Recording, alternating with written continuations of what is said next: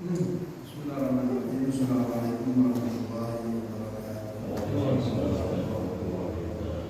Mari bersama-sama kita mendengarkan dengan sholawat berlian yang awali acara kita ini, pengajian kita dapat diberkahi oleh Allah Subhanahu wa taala dan mudah-mudahan diberikan istiqomah dan beribadah kepada Allah Subhanahu wa taala dan mudah-mudahan senantiasa kita bisa mengikuti sunnah Rasulullah sallallahu alaihi wasallam. Allahumma shalli wa sallim ala sayyidina Muhammadin wa ala ali sayyidina Muhammad. Allahumma shalli wa sallim wa barik alaihi wa ala alihi.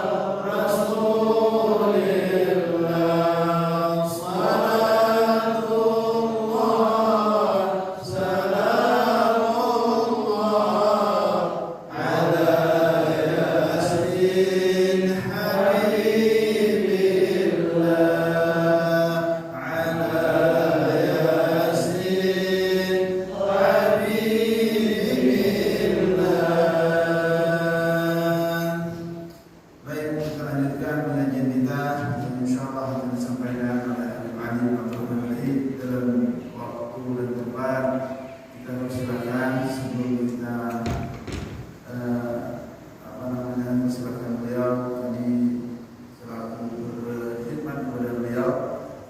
mengucapkan ribuan terima kasih terhadap perhatiannya masyarakat dan khususnya di Masjid Al-Huda ini. Mudah-mudahan insyaallah senantiasa kita mendapatkan hidayah dari Allah Subhanahu wa taala. Mudah-mudahan diberi kesempatan waktu dan tempat oleh Allah Subhanahu wa taala. Ini mohon maaf juga ya, seandainya di waktu yang sempit ini, seandainya daripada kelakuan kami itu kurang sopan, ya, kalau kurang berkenan, mohon maaf ya, karena sebagian daripada kami ya mungkin keterkhilafannya, kesalahannya tidak menggambar, mungkin ya tidak ada gambarnya pengajian kita harus maghrib ya. Kami mohon maaf dan insyaallah ya, kajian akan disampaikan kali ya, kepada kita, mudah-mudahan itu bermanfaat walaupun ya yang hadir juga sedikit ya, jangan dipandang sedikitnya, tapi inilah yang namanya menuntut ilmu ya, menuntut ilmu tidak harus banyak, karena kalau seandainya menuntut ilmu syaratnya harus banyak, maka banyak orang yang sedikit mendapatkan ilmu. Tapi kita lihat kemanfaatan ilmu itu, apakah kita bisa mengamalkan ilmu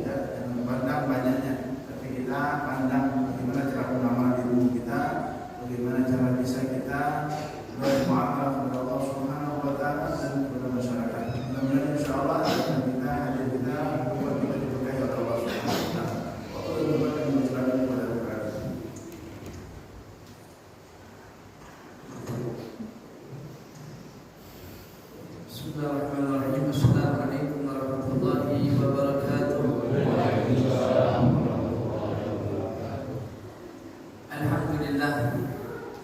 Alhamdulillah Rabbil Alamin. Wa bihi nasta'in ala umuri dunya waddin. Wa ala alihi wa sahbihi ajma'in. Subhanaka la ilma lana illa ma 'allamtana innaka antal alimul hakim. Rabbi shrah li sadri wa yassir li amri wahlul 'uqdatam min lisani yafqahu qawli. Amma ba'd. Alhamdulillah, segala puji bagi Allah Subhanahu wa taala yang kembali menemukan kita di tempat ini, di rumahnya Allah Subhanahu wa taala, di Masjid Al-Huda.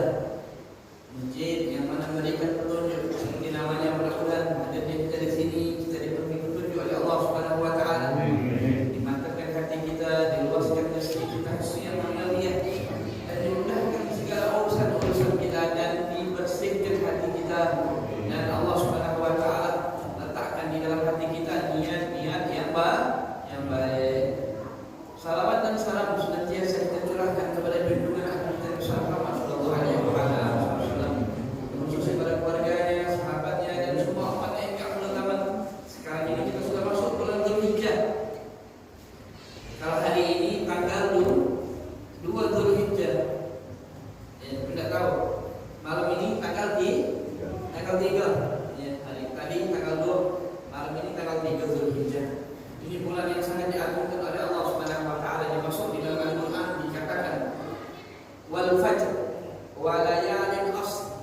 Kata ulama, ini banyak ulama mentafsirkan ini ayat, tapi ada sebagian ulama bilang wal fajr, demi fajar Allah taala bersumpah.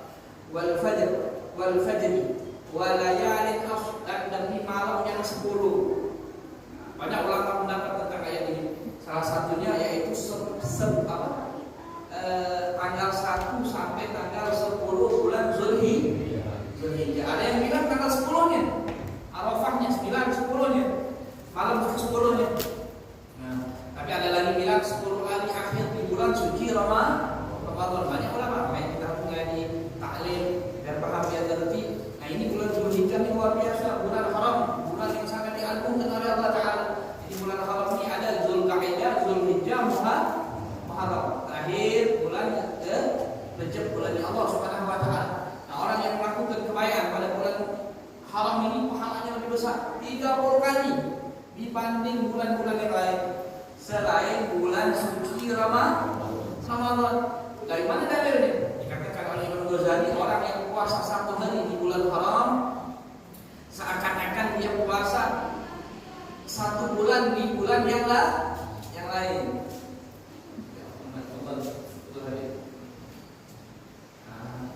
Jadi luar biasa ini bulan Dzulhijjah ini. Makanya disunnahkan di bulan Dzulhijjah ini kita puasa. Jadi puasa itu dari tanggal 1 tadi sunnah. Kalau kita tidak bisa puasa dari tanggal 1 sampai tanggal 9, yang tanggal 10 jangan puasa, lebaran. Lebaran. Haram hukumnya 10, 11, 12, 13 haram hukumnya. Jadi ada 5 hari yang diharamkan puasa oleh Allah Taala. Apa itu? Idul Fitri, Idul Adha, hari Tasyrik 11, 12, 13. Insyaallah kita akan hadapi tanggal 10, 11, 12, 13. Itu tidak boleh puasa haram hukumnya.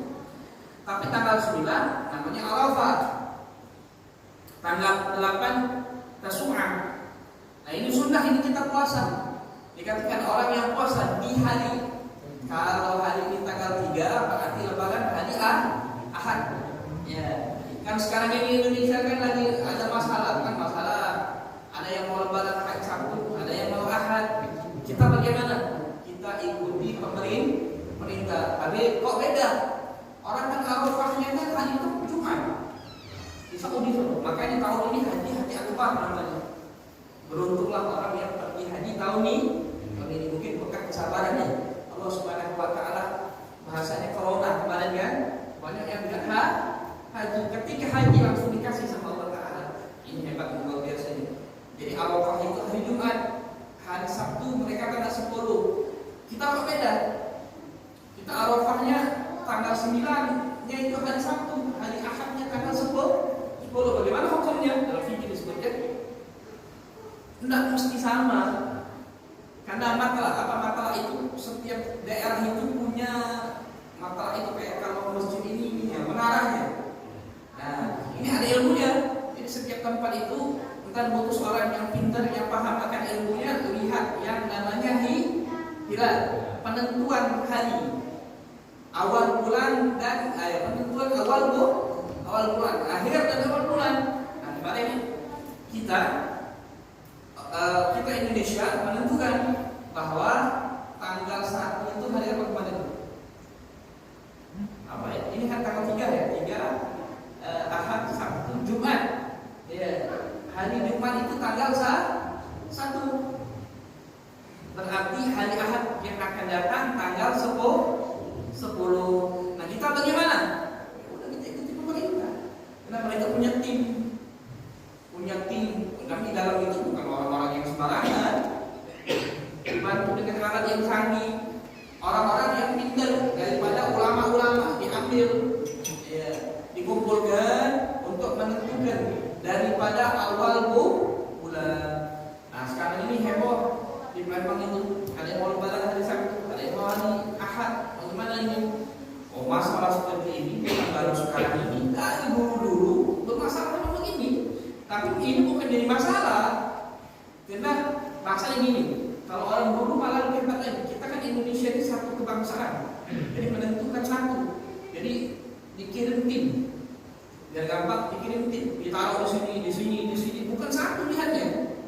Yang mematikan hilal itu bukan satu, tapi banyak. Kita dikumpulkan semua, makanya ada sidang. Ditanya apa tim masing-masing. Nah, yang mana yang paling banyak melihat? Kalau paling banyak yang melihat ada hilal, itu kan ditentuin. Hari ini masuk, kalau tidak ada, genapkan 30 hari. Ini Indonesia masih mendingan. Kalau dulu itu mungkin Bangka sama Palembang bisa beda.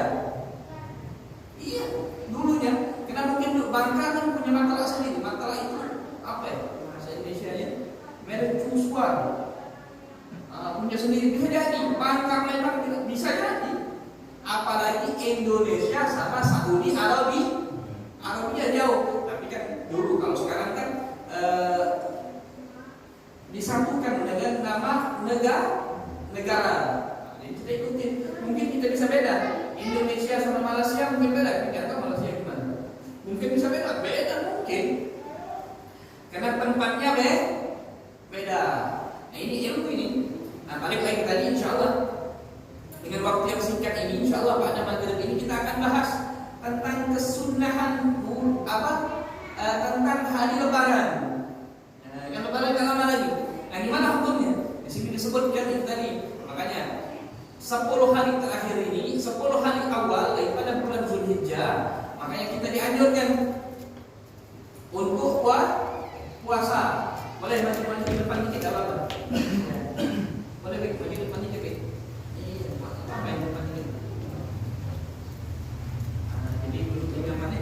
Nah, balik lagi ke tadi, kalau kita nggak bisa puasa dari tanggal 1 sampai tanggal 9, jangan lewatkan 2 hari, tanggal 8 dan tanggal 9.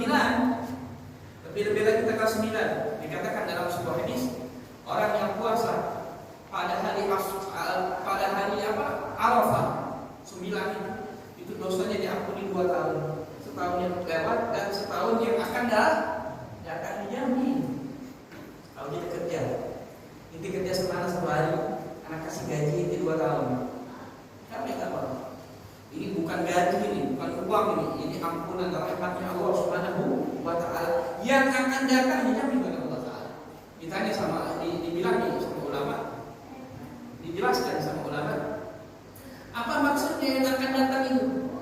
Apakah yang akan datang itu orang yang puasa hari Sabtu, entar dia puasa selesai itu bebas, dia mau ngapain? Tidak juga. Kata ulama, maksudnya diampuni akan datang. Ini orang akan dijaga enggak melakukan kemaksiatan. Andai dia melakukan kemaksiatan, Allah akan kasih ilham petunjuk untuk bertaubat kepada Allah Subhanahu wa Ta'ala. Baik sayang, dan hari Sabtu, setelahnya Jumat Sabtu kita puasa. Tanggal 8, tanggal 9 Zulhijjah untuk mendapatkan keberkahan dan doa ba'da asar yaumul Arafah itu mustajab. Jadi Sabtu sore itu kalau bisa ya kita bikin acara, atau kalau nggak bikin acara maksudnya bukan bikin acara, bukan, maksudnya di rumah ya kita baca doa, baca zikir, baca apa aja. Ada kalau zikirnya ada. Kalau di PA itu sudah sekarang udah keluar la ilaha illallah itu. La ilaha itu terus baca itu. Nah, balik lagi ke tadi, tanggal 9 tadi. Nah, tanggal 9 maka kita sunnah. Apa sunnah kita tanggal 9 itu? Yaitu puasa. Ini penting ini.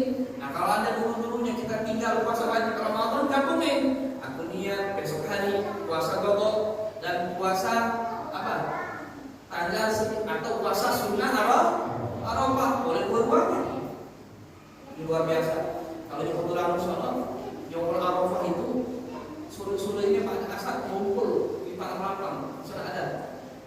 Kumpul semua di situ. Semuanya hadir, baik dari Karim atau di luar-luar datang semua. Ramai. Yang hadir itu ada terakhir itu. Ya Allah, terakhir itu ada yang orang kami, ada bukit ya di atas itu ke bawah. Itu mungkin ribuan yang hadir. Anda bilang ya Allah ya Rabb, Anda minta sama Allah pada waktu itu, ya Allah Engkau sampaikan Anda di sini, sampaikan juga Anda di Arafah. Alhamdulillah berkat itu nyampe Anda di Arafah, tapi bukan waktu haji, waktu umroh. Ya mudah-mudahan insyaallah kita ngomongin kayak ini, mudah-mudahan kita semua disampaikan di Arafah itu ada pakai pakaian putih semua, itu ditarik. Anda bilang ini ditarik, bagaimana kalau Anda di Arafah betulan? Kalau orang kan otomatis orang putih semua pakai ihram, makanya doa mustajab. Jadi setnya haji itu ada di hari Arafah tanggal 9 pada asar. Makanya orang Indonesia itu kalau ke Arafah dia tak ada asar. Nah, suruh apa di Arafah? Ya suruh berdoa. Walaupun di Arafah itu kalau diam aja mereka bisa begini Arafah. Jadi Arafah itu sebidang tanah yang luas, yang ada batasannya. Jadi orang yang haji harus berdiam diri di Arafah itu walaupun sejenak, walaupun tidur. Sampai Arafah itu dia bangun langsung jalan lagi sah. Tapi sayang orang-orang solehin minal aulia, kasih-kasihnya Allah Taala itu, mereka datang ke Arafah itu luar biasa. Saking datangnya luar biasa itu. Ada yang meninggal di Arafah. Ada guru daripada guru kita punya guru daripada guru kita. Masya Allah luar biasa, Qurannya luar biasa. Kalau nggak ngapal Quran itu, anak punya guru bilang, gurunya beliau kalau ngapal Quran itu dengan tembok ini. Nggak usah lagi ini, misalnya Bismillahirrahmanirrahim, Alhamdulillahirabbil alamin. Enggak deh, dia bisa dari belakang deh. Alhamdulillahirabbil alamin, Bismillahirrahmanirrahim. Bisa gitu deh. Saking kuat hafalan. Hanya dia tinggal kapan waktu Arafah. Doa itu. Setnya itu haji ada di Arafah. Kita kalau belum bisa haji, makanya hari Sabtu ini jangan keluar.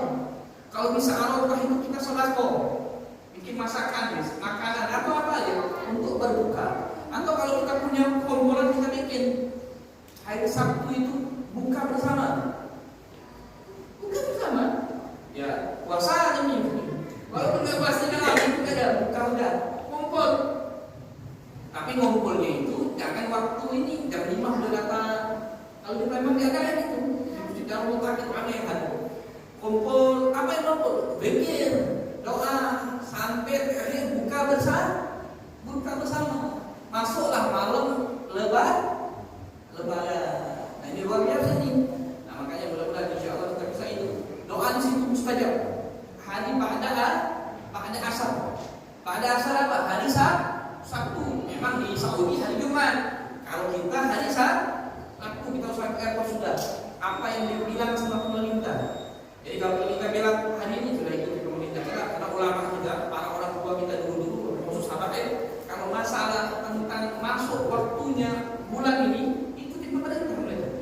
Nggak pusing-pusing mereka. Padahal mereka tahu gimana caranya itu. Ada pemerintah diserahkan kepada pemerintah. Karena pemerintah Muslim. Iya. Gimana kalau pemerintahnya bukan Muslim? Kayak di Eropa. Baru kita ngambil negara sebelah tetangga kita siapa? Malaysia yang Muslim, misalnya contoh ya. Misal gini, Malaysia yang Muslim, ya kita ngambil dari Malaysia. Kalau Malaysia begini, ya kita ikut begini. Itu ilmunya. Nah, itu sedikit. Nah, yang akan kita bahas ini tentang salat Idul Idul Fitri sama Idul Adha ini afdal nawafil, paling afdalnya sholat sunnah. Karena Nabi tidak meninggalkan, seumur hidup Nabi tidak pernah tidak sholat lebaran kita. Nah, mana yang lebih afdal? Idul Fitri atau Idul Adha?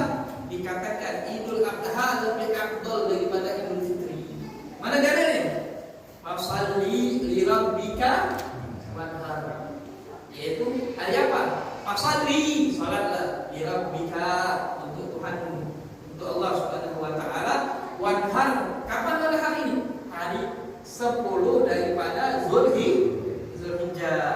Nah, ini luar biasa ini. Kenapa? Karena Idul Adha lebih afdal dari Idul Fitri. Kenapa? Karena di Idul Adha ada namanya kurban, ada namanya haji.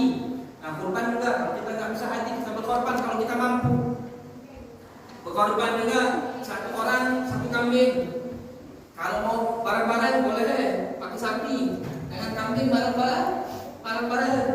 Tapi boleh juga kalau misalnya kayak ini kumpulin uang, cukup untuk beli kambing, sudah kambing. Apa kambing korban? Tapi bukan korban untuk semuanya, tapi dengan satu nama atau depan nama berikutnya, boleh. Kemarin kan ada di Indonesia ini, boleh katanya korban satu kambing itu satu keluarga, boleh. Tapi maksudnya begini salah paham, salah pendengaran atau gimana? Kalau anak misal, kan disunahkan korban, anak punya keluarga banyak. Ketika anak kepala keluarga, anak ngeluarin satu kambing korban, maka keluarga anak itu sudah lepas daripada hukum untuk mengeluarkan korban, tapi tetap belum berkorban.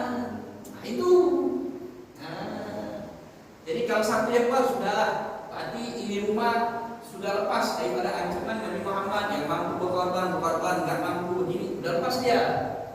Nah, kalau mau satu ekor sapi, boleh 7 orang, kambing satu orang, korban itu bagi uang. Nah, ini dari surat Idul Fitri kan, ke kurban ini. Bentuknya pelajaran ini bisa diulang-ulang, mungkin bisa 4 kali 5 kali pertemuan, karena kita mudah-mudahan diberi keberkahan oleh Allah. Jadi kalau berkah itu jalan semua udah. Nah, balik lagi kurban tadi, anak ambil poin-poinnya. Apa tadi itu? Jadi kurban sapi 7 orang, kambing 1. Nah, orang yang mau kurban disunahkan jangan potong rambut, potong kuku. Boleh kapan? Tanggal 1 tadi. Sunnah. Ya. Tapi kalau sudah kepanjangan, ada orang yang kadang-kadang kukunya panjang sakit dia. Ya udah potong enggak apa-apa. Sunnah, tapi dilakukan. Biarin apa? Tapi kapan? Sampai kurban. Nah, kurban ini ada terbagi 2. Ada yang wajib, ada yang sunnah. Apa yang wajib? Orang yang nazar. Kalau wajib nazar, aku menazar kurban. Aku langsung sapinya ditunjuk ini, aku berkurban. Aku menazar dengan sapi ini, aku mau berkorban. Wajib. Kalau wajib, dagingnya nggak boleh dimakan buat dia. Tapi kalau kurban kayak kita yang biasanya, aku mau, insya Allah, anak mau korban tahun ini. Itu nggak apa-apa, itu sunnah, bukan nazar. Kecuali kalau itu aku bernazar mau kurban. Nah, kalau sunnah boleh dia makan. Iya, orang miskin boleh, orang kaya boleh. Bagusnya gimana? Nabi, kalau bagusnya Nabi itu habis sholat Idul Adha motong kambing dia. Motong kambing diambil hatinya dimakan hatinya sama Nabi. Dimasak, dimakan untuk membatalkan imsaknya. Karena pada sholat Idul Adha, pajak Idul Adha itu disunnahkan nggak makan. Sampai kapan?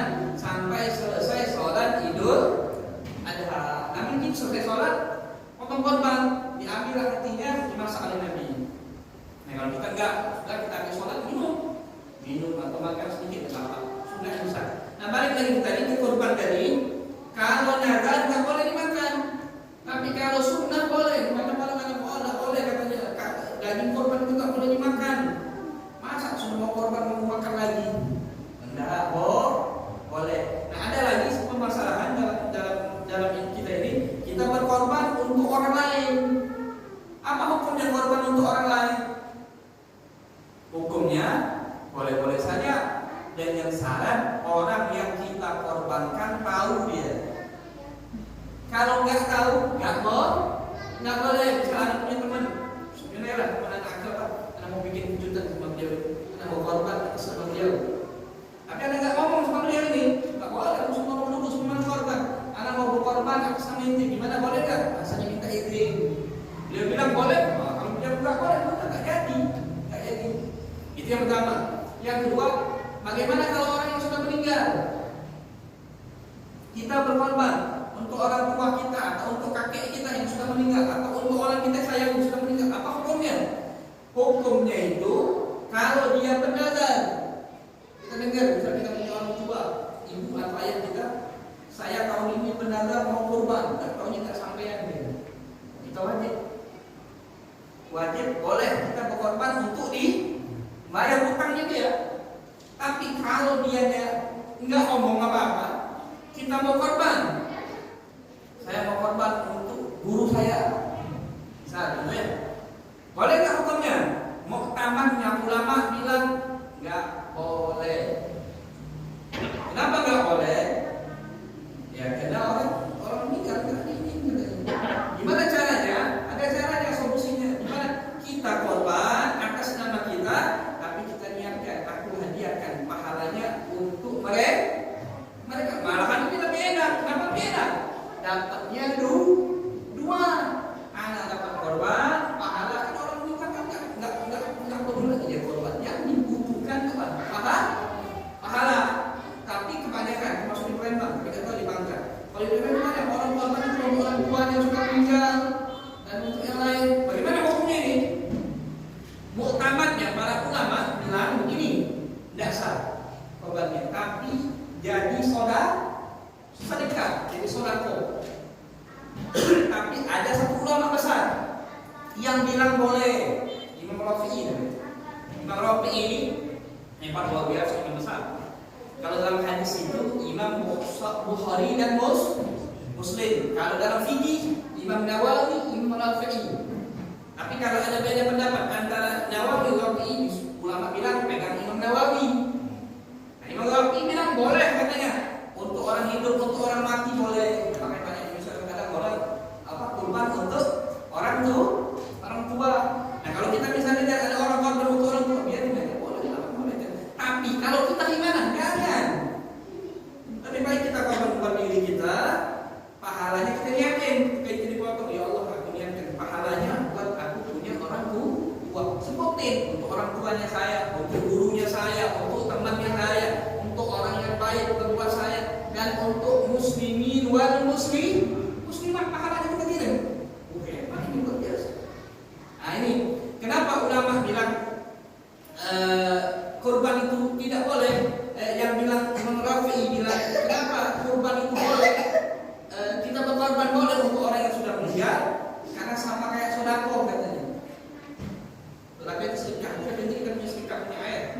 Nah sedekah ini lah buat orang tua yang sudah meninggal bagi-bagiin. Boleh. Karena beliau berhadapan kurban dengan sodako itu sama. Tapi menurut jumhur ulama, kebanyakan ulama katanya kurban sama sodako beda. Kurban itu spesial. Makanya kalau diniatkan untuk orang yang sudah meninggal, maka nggak jadi kurban, tapi jadi sodako. Kan ada beda antara kurban dan sodako. Kalau Imam Rafi'i bilang sama, kurban sodako sama. Makanya orang yang meninggal boleh kita kurbankan. Maksudnya bukan orangnya, kurbannya. Nah ingat itu ya. Kalau bisa, kalau kita mau kurban, cari sapi, kambing warna putih. Ketingkatan itu, masya Allah. Yang terakhir itu ada hitam. Kami itu terakhir. Yang pertama putih, kedua campuran kuning. Ada ininya, warna-warnanya. Kalau bisa cari sapi atau kambing itu yang besar, yang mantap, yang kami itu kali dengan kita. Dan sembarangan korban lainnya ada, cari. Nah kita harus berkorban. Seenggak-enggaknya kalau bisa seumur hidup satu kali. Ya, haruslah korban. Kalau nggak bisa ini, misalnya ada apa namanya arisan 10 orang yang ngumpulin uang 200.000, 2 juta lah 10 orang bisa. Ya dapat satu kambing, nggak perlu kambing berapa sekarang, 2 juta 500 kalau di Palembang, kalau di Bangka ada mungkin 3 juta di Bangka ya. Kambing di Bangka ini katanya ngambil dari Palembang, udah tahun ini si A, tahun depan si B, si C, boleh itu. Tapi tetap yang kurban satu orang. Nah itu sedikit pembahasan tentang kurban. Inti dalam kurban itu begitu. Dan kurban ini dilakukan kapan? Tanggal 10. Ya, waktunya paling afdal itu selesai sholat Id. Tapi kalau ada orang korban duluan sebelum sholat Id, bisa nggak? Bisa aja. Contohnya gimana? Bisa aja. Kalau orang sholat Idnya jam 9 siang, boleh? Boleh. Jadi jam seketika waktu duha itu orang sholat Id, selesai sholat Id, masuklah waktu kurban. Ya, saat itu tempat dibalik kemudian. Dia kurban jam 8, jam 10 dia mau sholat Id, bisa aja, nggak ada. Satu boleh. Tapi nggak ada. Biasanya orang itu sholat dulu baru kurban. Kenapa? Repot ganti baju dan begini. Dan waktu kurban itu kapan? Tanggal 10, 11, 12, 13. Lewat dari situ kan kurban lagi. Sodako. Nah itulah sedikit tentang kurban. Nah, kita masuk tentang sholat Idul Adha. Sholat Idul Adha ini disunnahkan 2 rakaat. Ya, sunnah 2 rakaat. Apa bedanya dengan sholat-sholatnya? Bagaimana kaifiahnya atau caranya? Ada takbir, anjur takbir fi rakaatil ula sama takbirat yakinan. Karena doa kita buat ta'awuz membaca takbir selain takbiratul ihram 7 kali di rakaat pertama. Ya. Di antara doa kita dan ta'awuz. Alhamdulillah. Jadi di mana posisi takbir tadi? Jadi takbir dulu gini caranya. Allahu Akbar. Takbir. Jadi selesai takbir, sampai begini dia takbir. Allahu Akbar. Sholat Idul Adha. Allahu Akbar. Baca doa kita dulu imamnya, makmumnya juga. Allahu Akbar kabira, alhamdulillahi katsira. Habib, itu kayak panjangan, yang sudah baca pendek aja. Allahu Akbar kabira, alhamdulillahi katsira. Subhanallah itu betul. Wasilah sudah itulah kita. Ini wajahku wajahiyah itu tambahan. Tapi kalau dibaca semua hebat. Pahalanya luar biasa. Baca sudah, baru takbir. Allahu Akbar. Baca tasbihah. Di sini disebutkan untuk membaca tasbih. Apa tasbihnya? Subhanallah, alhamdulillah, wa la ilaha illallah, wallahu akbar. Tangannya gimana? Sunnahkan kalau di sini begini. Allahu akbar. Bukan begini. Sunnah ini. Ayo, sunnah. Tapi kalau ada orang begini gimana? Salah sholatnya. Sah, tapi tak ikutin Nabi. Kalau nggak ikutin Nabi, mau ikut siapa kita? Iya. Dan kalau mau ikutin siapa ya?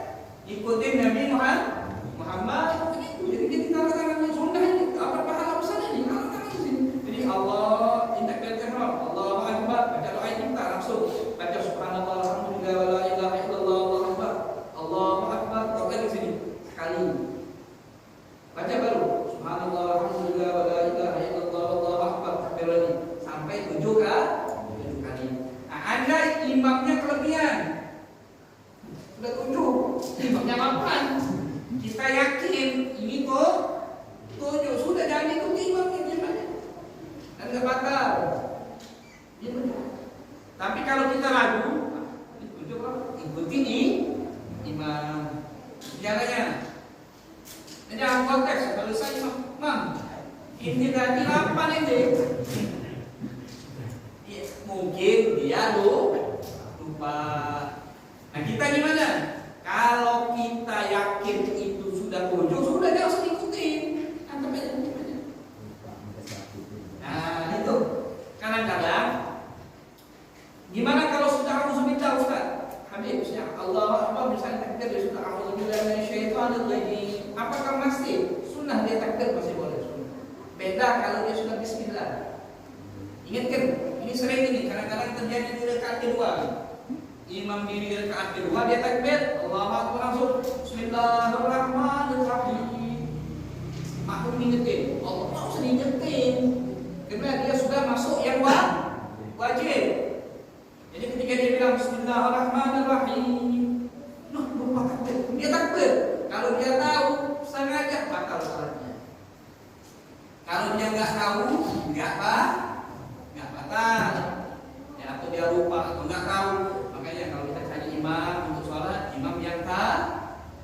tahu. Kalau lupa, semua orang lupa kecuali kekasihnya Allah yang dijaga. Anggaplah imam itu lupa. Nah kalau kita tahu imam itu sudah baca Fatihah, nah ini imam ini balik ke rukun dia, batal ya, tapi dia nggak tahu. Kita gimana? Mufaraqah. Ya, apa mufaraqah? Misahin diri dari imam. Kenapa? Karena kita beranggapan dia ini sudah batal. Itu ilmunya. Bagaimana dia? Mungkin dia lupa. Jadi ingetin, kalau imam sudah dekat kedua itu, dia sudah baca Fatihah, nggak usah diingetin imamnya untuk takbir. Gimana? Ya, anak kemarin Idul Fitri sholat. Idul Fitri atau sholat, paparan anak imam. Jadi kita sholat di pesantren pondok satu keluarga aja. Dia dekat pertama nggak takbir, langsung baca apa? Fatihah. Selesai dekat kedua, baru dia takbir. Kenapa? Karena sholat lebaran 1 tahun 2 kali, mungkin juga bisa lupa. Ditanya sama satu lagi yang punya bapak lagi bilang, buruan semua seperti ini. Yang imamnya buruana, yang di belakang imam buruana. Dia bilang ini, tadi iya, dekat pertama enggak apa? Iya lupa. Biasanya karena mereka paham ngerti. Nah, hati kita, takutnya kalau kita ingetin, takutnya imam tadi balik lagi ke Fatihah. Kalau balik lagi ke Fatihah, batal. Kalau dia paham, tahu, ya. Kalau dia lupa atau dia nggak tahu, nggak apa-apa. Nah itu, jadi sholat itu begitu. Seterusnya, disunahkan mengangkat tangan ketika takbir. Allahu Akbar, sunnah angkat tangan. Tapi saya gini, Allahu Akbar, Subhanallah, alhamdulillah, la ilaha illallah, Allahu Akbar, Allahu Akbar. Ini sunnah angkat tangan. Tapi kalau ada orang misal, gitu aja, dia angkat tangan, nggak apa-apa. Tapi nggak ngikutin sunnah, nggak enak lah sholat angkat tangan. Apa bedanya sholat sunnah biasa sama sholat sunnah lebaran? Bedanya takbirnya. Rakaat pertama 7 kali, rakaat kedua 5 kali. Nah itu sunnah itu. Disunnahkan lagi ayyawal ayunahu ala yusrahu, meletakkan tangan kanan di atas tangan kiri. Tahta salat, di bawah dada. Juga lagi. Jadi di bawah dada. Baina kulli takbiratain, di antara setiap takbir. Takbir taruh sini, selesai takbir lagi taruh sini. Dan juga disunahkan membaca surah Qaf. Dan kedua iqtarabat, kepanjangan baca aja al-a'la sama wal-ghashiyah, sama seperti mana sholat Jumat. Nah bedanya dengan sholat Jumat, kalau sholat Jumat khutbah dulu baru sholat. Kalau Idul Fitri apa? Khutbah dulu, sholat dulu baru khutbah. Kalau ada misalkan orang sholat Id, dia khutbah dulu baru sholat, gimana? Sangat. Ada ulama bilang ya sesanya. Tapi yang dipakai di tempat kita, ntar banyak komplain inilah itulah. Ya kita ikutin aja. Yang biasa itu luar biasa sholat ini sampai ada ulama bilang hukumnya wajib. Kenapa? Karena Nabi nggak meninggalkannya. Itu kalau nggak salah mazhabnya Abu Hanifah. Mazhabnya Abu Hanifah bilang sholat ini hukumnya wajib. Kalau mazhab kita dua pendapat. Ada yang bilang sunnah muakkad. Ada yang bilang fardul kifayah. Jadi jangan sampai nggak sholat. Banyak kadang-kadang orang nggak sholat, jaga binatang ternak mau korban. Anak hamba pernah lewat, ayo sholat bilang. Kan khotib. Jadi khotib ini datangnya kelakar jadi apa? Dari makmum. Jadi sunahkan khotib itu ketika mau sholat datangnya agak ini dia belakangan. Kalau sholat di sini. Jadi ada datang, jangan bilang loh. Kenapa belum ini? Ayo jangan bilang sholat, ayo bilang sholat itu modal habis katanya. Kita jagain kambing sama sapi. Tapi sebetulnya sholat itu waktunya kapan? Seperti waktu duha, waktu matahari terbit, seukuran tombak itu sudah boleh mulai sholat ini. Sampai kapan? Sebelum matahari tergelincir, sebelum adzan zuhur. Jadi orang sholat id mau jam 10, mau jam 11 boleh. Tapi nggak ada, jarang. Yang kapan? Sholat id itu dilakukan pagi hari. Kenapa? Ya biar gampang, biar enak.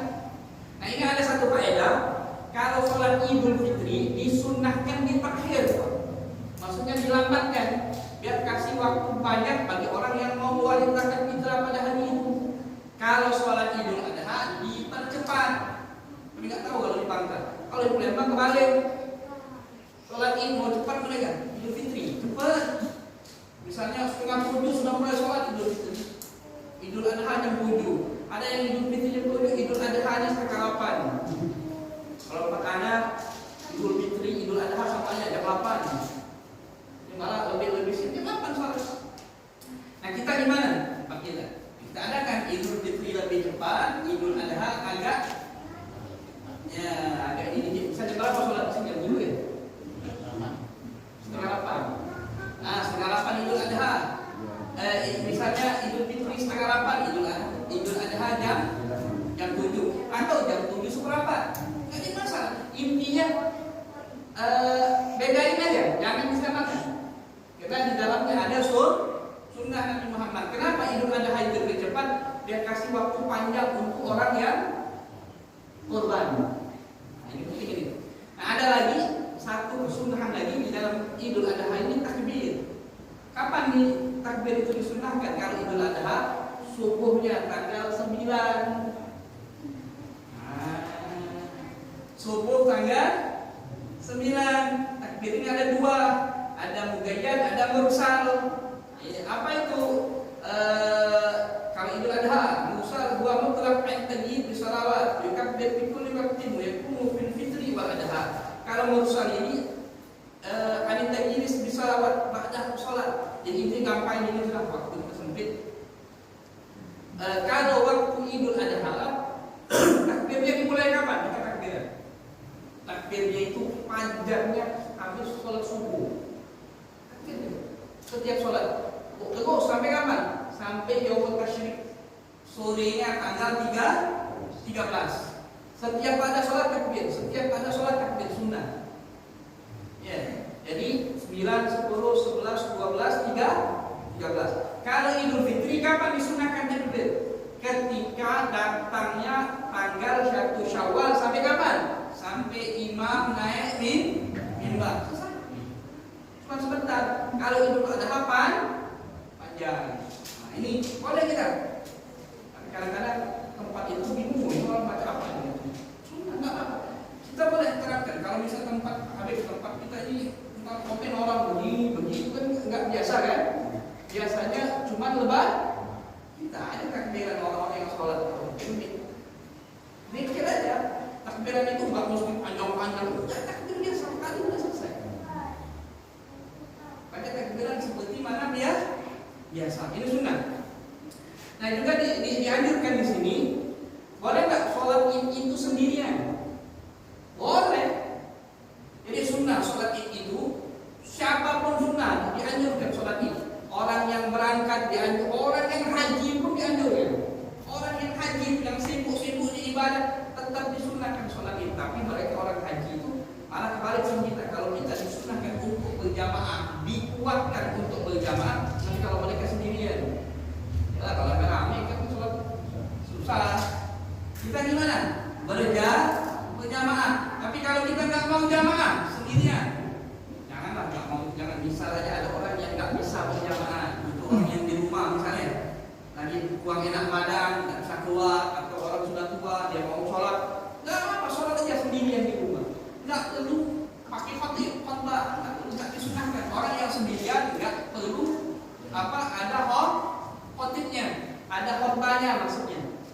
Ya, kalau jamaah khotbah lah kita. Nah disunahkan juga orang yang khotbah ini sesuai dengan keadaan. Apa itu keadaan? Kalau Idul Adha bahas tentang haji, bahas tentang kurban. Kalau Idul Fitri bahas tentang apa? Bahas tentang zakat, bahas tentang sesuai. Jadi ini kadang-kadang orang yang khotbah ini khusus untuk ustaz ini membahas yang lain, nggak nyambung. Tapi boleh nggak? Boleh saja, tapi tidak sesuai dengan syariat, dengan sunnahnya Nabi Muhammad. Makanya kita kalau kita mau cari orang yang khotbah, mau apa mungkin keras sedikit tapi nggak apa-apa. Kadang-kadang itu kayak orang yang tidur lah. Ada yang nggak perlu dibangunin sudah bangun.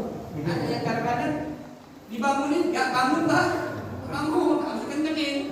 Jadi kalau kita kita, tapi kan kita kan nggak ada Jumatan di sini. Misal kita ada masjid di sini Jumatan, dan carilah khotib itu yang benar-benar khotib. Tahu kita dia ini belajarnya di mana, siapa guru, maksudnya yang emang dia itu mampu jadi khotib. Khotib ini luar biasa, bukan ini tanggung jawab. Apalagi khotib Jumat kan wajib. Kalau ini nanti kan sunnah. Kalau Jumat itu lebih parah, wajib tanggung jawab semua dia. Nah kita bagaimana itu? Iyalah dia kan khotib. Misalnya di sini ada khotib, dia khotibnya, karena ada khotib, lalu di belakangnya dia khotib. Bahasnya gimana? Bahas tentang kurban, bahas tentang haji. Kalau Idul Adha, jangan bahas tentang keluarga, ya, tentang mendidik anak, jangan, bukan pada tempatnya. Itu poin-poin yang paling penting. Nah selanjutnya juga sholat Id ini, Idul Adha ini disebutkan di sini, fi'luha bil masjid, dilakukan di masjid dengan syarat intasak. Kalau masjid tadi luas, kalau masjidnya sempit, orangnya agak ke kampung, cari tanah yang luas, cari tanah yang lapang. Ya pikirlah di atas apa namanya itu?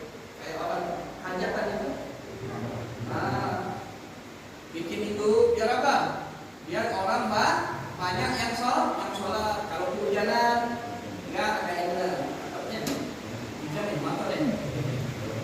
Alhamdulillah Allah masih menyenangkan.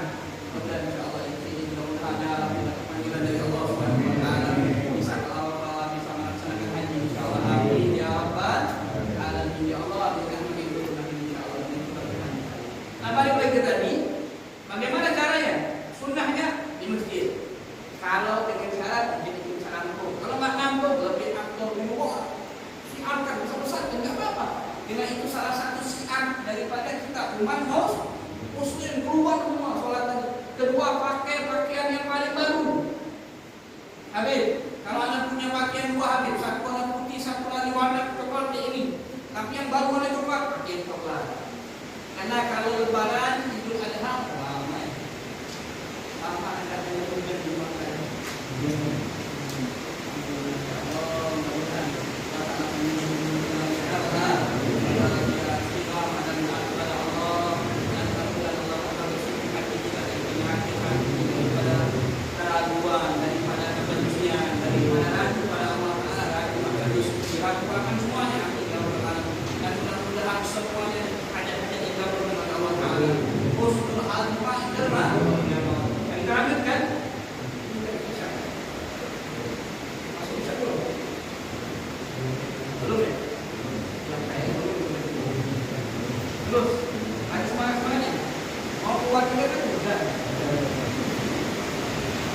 Balik lagi tadi, kalau sholat Id, bagaimana sunnahnya? Sunnahnya pakai warna putih baru.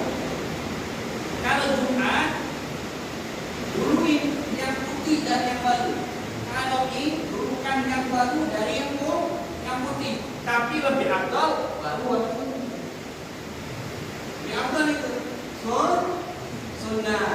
Nah ini pakai kita.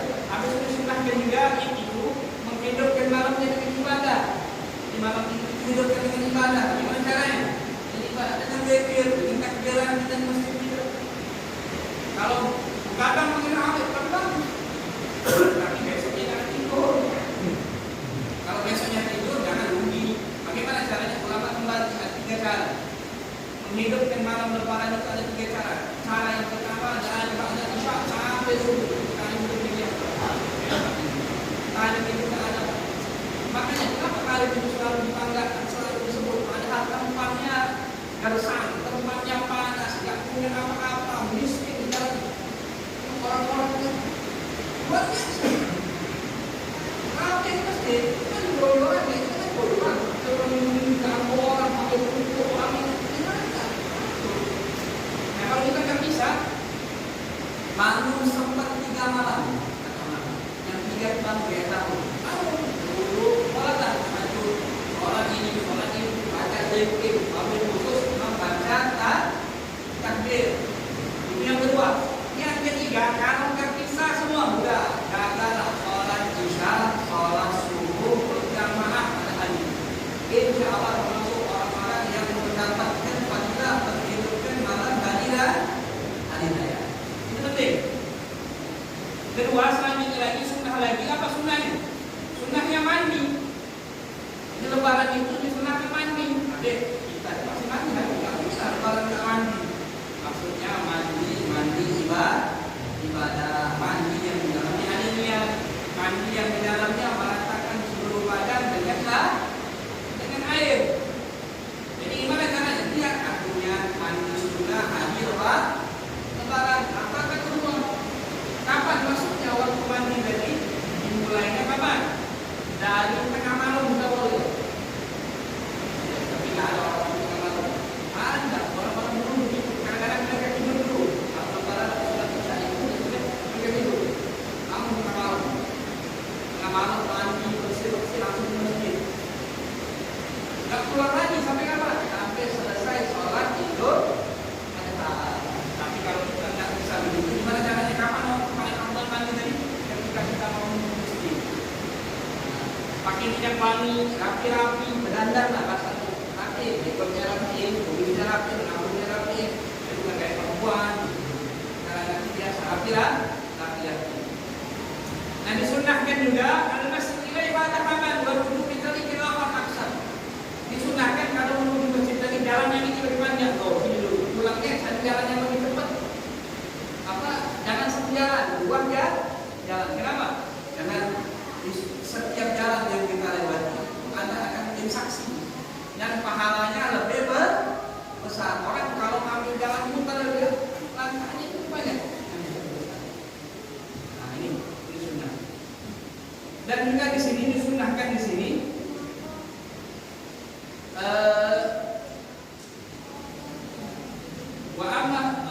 dan dianjurkan bagi perempuan dianjurkan perempuan itu sholat ini.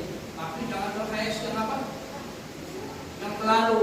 Kita perhatikan orang tua keluarga kita, perempuan kita, jangan sampai dia pakai minyak wanginya sampai orang lain menciumnya. Nah, jangan hati. Kedua, kalau kita punya istri yang cantik, jangan suruh sholat di luar. Yang tak bikin fitnah. Sholat di rumah. Habis masa dilarang ke masjid? Oh, itu boleh lah, asal tidak mendatangkan fitnah. Kalau dia mendatangkan fitnah, udah sholat di rumah aja, perempuan itu pun sama Nabi yang bilang. Dan nggak boleh juga jalannya belenggak, biasanya bukan main jangan. Akhirnya yang sholat dia boleh. Ini sedikit yang disampaikan, mudah-mudahan mendapat berkahan dari Allah. Insya Allah Allah Taala panjang umur kita,